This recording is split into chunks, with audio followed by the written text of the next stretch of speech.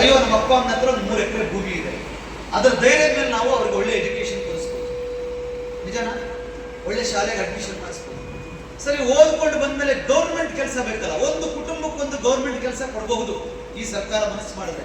ಒಂದು ಫ್ಯಾಮಿಲಿಗೆ ಒಂದು ಗೌರ್ಮೆಂಟ್ ಎಂಪ್ಲಾಯ್ಮೆಂಟ್, ಐದರ್ ಹೆಣ್ಮಕ್ಳಿಗಾರ ಕೊಡಿ, ಗಂಡು ಮಕ್ಳಿಗಾರ.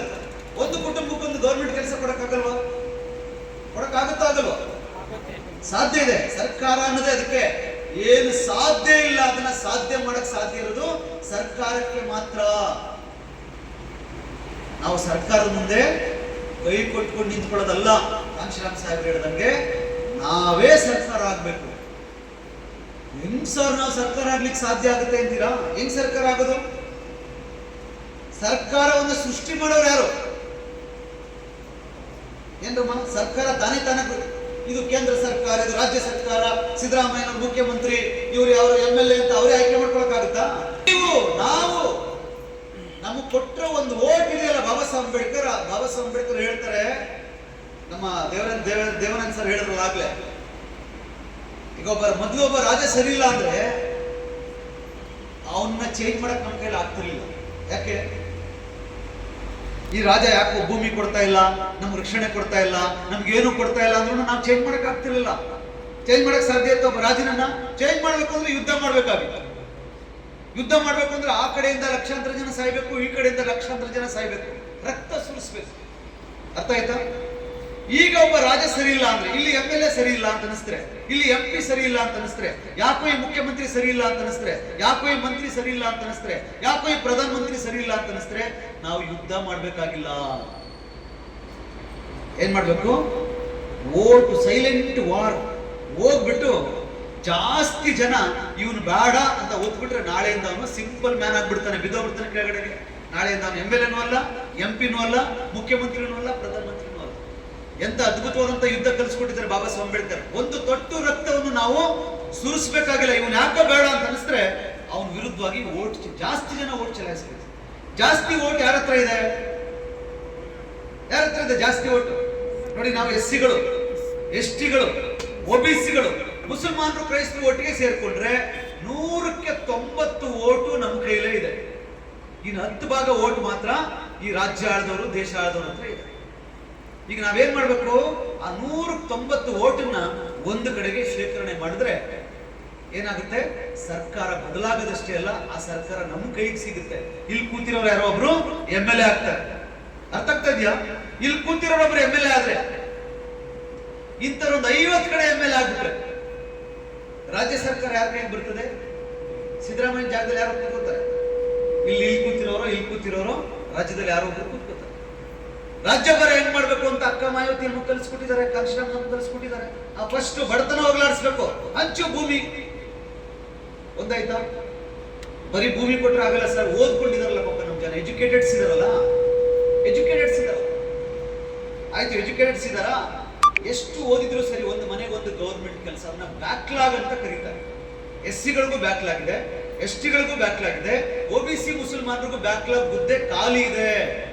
ಎಷ್ಟು ವರ್ಷಗಳಿಂದ ಬ್ಯಾಕ್ಲಾಗ್ ಹುದ್ದೆಯನ್ನು ಇವರು ಕಾಂಗ್ರೆಸ್ BJP ಅವರು ಫಿಲ್ಅಪ್ ಮಾಡಿಲ್ಲ. ಯಾಕೆಂದ್ರೆ ನಿಮ್ಮನ್ನ ಶ್ರೀಮಂತರು ಮಾಡ್ಬಿಟ್ರೆ ನೀವು ಸ್ವಾಭಿಮಾನಿಗಳಾಗ್ಬಿಡ್ತೀರಿ, ನೀವು ಅವ್ರಿಗೆ ವೋಟ್ ಹಾಕಲ್ಲ.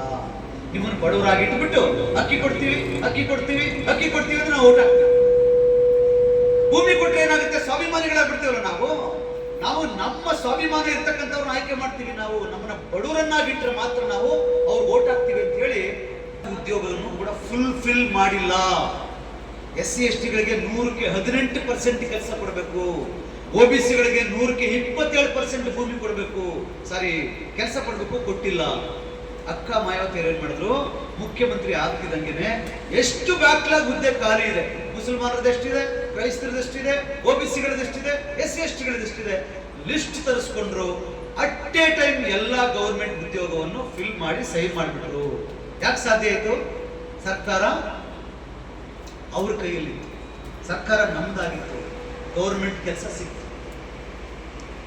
ಒಂದು ಮನೆಗೊಂದು ಗೌರ್ಮೆಂಟ್ ಕೆಲಸ, ಒಂದು ಕುಟುಂಬಕ್ಕೆ ಒಂದು 3ರಿಂದ 5 ಎಕರೆ ಭೂಮಿ ಇದ್ರೆ ಬಡತನ ಅನ್ನೋದು ನಮ್ದು ಪರ್ಮನೆಂಟ್ ಆಗಿ ಹೋಗುತ್ತಾ ಇಲ್ವೋ? ಹೋಗುತ್ತೆ. ನಿಮ್ಗೆ ಫ್ರೀ ಬಸ್ ಬೇಕು, ಸ್ವಂತ ಕಾರ್ ಬೇಕು, ಇಷ್ಟನೋ? ಫ್ರೀ ಬಸ್ ಅಲ್ಲಿ ಓಡಕ್ ಇಷ್ಟ? ಹಾ, ಸ್ವಂತ ಕಾರಲ್ಲಿ ಓಡಾಡೋ ತಾಕತ್ತು ನಮ್ಮ ತಾಯಿಗೆ ಸಿಗ್ಬೇಕು, ನನ್ನ ಅಕ್ಕನಿಗೆ ಸಿಗ್ಬೇಕು. ಅದಕ್ಕೆ BSP ಬೇಕು. ಫ್ರೀ ಬಸ್ ಬೇಕು ಅಂದ್ರೆ ಕಾಂಗ್ರೆಸ್ ಕೊಡಬೇಕು. ಫ್ರೀ ಬಸ್ ಅಂದ್ರೆ ಏನು? ಹತ್ತದಿಂದ ಫ್ರೀ ಫ್ರೀ ಏನ್ ಫ್ರೀ? ಸಿದ್ದರಾಮಯ್ಯನವರು ಅವ್ರ ಆಸ್ತಿನೆಲ್ಲ ಮಾರಾಟ ಮಾಡಿ ಬಸ್ ಕೊಂಡುಕೊಂಡು ನಮ್ಗೆ ಫ್ರೀ ಕಳಿಸ್ತಾ ಇದ್ದಾರಾ? ಅಥವಾ DK ಶಿವಕುಮಾರ್ ಅವರು ಅವ್ರ ಆಸ್ತಿನೆಲ್ಲ ಮಾರಾಟ ಮಾಡಿ ಬಸ್ಗಳನ್ನ ಪರ್ಚೇಸ್ ಮಾಡಿ ಫ್ರೀ ಕಳಿಸ್ತಾ ಇದ್ದಾರಾ? ಫ್ರೀ ಅಂದ್ರೆ ಏನು? ಎಲ್ಲಿಂದ ಬರುತ್ತೆ ದುಡ್ಡು ಅವ್ರಿಗೆ? ನಮ್ಮ ತಾಯಿ ಬಸ್ಸಲ್ಲಿ ಓಡಾಡಿದ್ರೆ ಅವಳು ದುಡ್ಡು ಕಟ್ಟಂಗಿಲ್ಲ, ಸರ್ಕಾರ ಕಟ್ಟುತ್ತಂತೆ. ಯಾರಿಗೆ? KSRTCಗೆ. ಸರ್ಕಾರಕ್ಕೆ ದುಡ್ಡು ಕೊಡ್ತಾರೆ ಯಾರು? ನಾವೇ. ನಮ್ ದುಡ್ಡೇ ಕಣ ತಾಯಿ, ಫ್ರೀ ಅಲ್ಲ ಅದು, ಅದು ನಮ್ ದುಡ್ಡೇ. ಅದು ನಾವು ಬೆಂಕಿಪಟ್ಟಣ ತಗೋತೀವಿ, ಬೆಂಕಿಪಟ್ಟಣ ಡ್ರೆಸ್ ತಗ್ತೀವಿ. ಈಗ ಡ್ರೆಸ್ ಎಲ್ಲ ಹಾಕಿದೀವಲ್ಲ, ಡ್ರೆಸ್ ಫ್ಯಾನ್ ತಗೋತೀವಿ.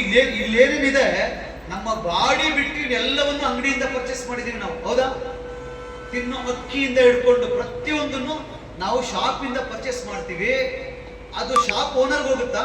ಶಾಪ್ ಓನರ್ಗೆ ಒಂದು ಅಂಶ ಹೋಗುತ್ತೆ, ಇನ್ನು ಅದರಲ್ಲಿ ಒಂದು ಅಂಶ ಸರ್ಕಾರಕ್ಕೆ ಹೋಗುತ್ತೆ. ಹೆಚ್ಚು ಕಡಿಮೆ ನನ್ನ ತಾಯಿ ಬಡವಳು ಕೂಲಿ ಮಾಡಿ ಸರ್ಕಾರಕ್ಕೆ ವರ್ಷಕ್ಕೆ ತಿಂಗಳಿಗೆ 6,000ದಿಂದ 10,000 ರೂಪಾಯಿ ಟ್ಯಾಕ್ಸ್ ಕಟ್ತಾಳೆ. ಡೈರೆಕ್ಟ್ ಟ್ಯಾಕ್ಸ್, ಇಂಡೈರೆಕ್ಟ್ ಟ್ಯಾಕ್ಸ್ ಅಂತ ಕರಿತೀವಿ. ಕೂಲಿ ಮಾಡೋರು, ಬಿಸ್ನೆಸ್ ಮಾಡೋರು, ಸರ್ಕಾರಿ ನೌಕರು, ಪ್ರತಿಯೊಬ್ಬರು ಎಲ್ಲವನ್ನು ನಾವು ಶಾಪಿಂದ ಕೊಂಡ್ಕೋಬೇಕಲ್ಲ. ದುಡ್ಡು ತೆಗೆದು ಕೊಡ್ತಿರಲ್ಲ ನೀವು, ಆ ದುಡ್ಡಲ್ಲಿ ಸ್ವಲ್ಪ ದುಡ್ಡು ಸರ್ಕಾರಕ್ಕೆ ಹೋಗುತ್ತೆ, ಸ್ವಲ್ಪ ದುಡ್ಡು ಮಾತ್ರ ಓನರ್ ಹೋಗೋದು. ಆ ಸ್ವಲ್ಪ ದುಡ್ಡು ಸೇರಿ ಅವ್ರ ಹತ್ರ ಲಕ್ಷಾಂತರ ಕೋಟಿ ದುಡ್ಡಿದೆ. ಅದರಲ್ಲಿ ನಮ್ಗೆ ಫ್ರೀ ಬಸ್ ಅಂತಾರಲ್ಲ, ಅದು ಫ್ರೀ ಬಸ್ ಅಲ್ಲ. ನಮ್ಮ ದುಡ್ಡನ್ನ ಇಂಡೈರೆಕ್ಟ್ ಆಗಿ ಕಿತ್ಕೊಂಡು ನಮ್ಮನ್ನ ಫ್ರೀ ಕಳಿಸ್ತೀವಿ ಅಂತ ಹೇಳ್ತಾ ಇದ್ದಾರೆ. ಆ ಫ್ರೀ ಬಸ್ ಅಲ್ಲಿ ಓಡಾಡುವಾಗ ನಮಗೊಂದು ಗಿಲ್ಟ್ ಫೀಲ್ ಆಗುತ್ತೆ. ಸ್ವಂತ ಕಾರಲ್ಲಿ ನಿಮ್ ಮಗ ಕೂತ್ಕೊಂಡು ನಮ್ಮ ತಾಯಿನ, ನಮ್ಮ ತಂದೆನ, ಅಕ್ಕ ತಂಗಿರನ್ನ ಕೂರಿಸ್ಕೊಂಡು ಓಡಾಡುವಾಗ ನಿಮ್ಗೆ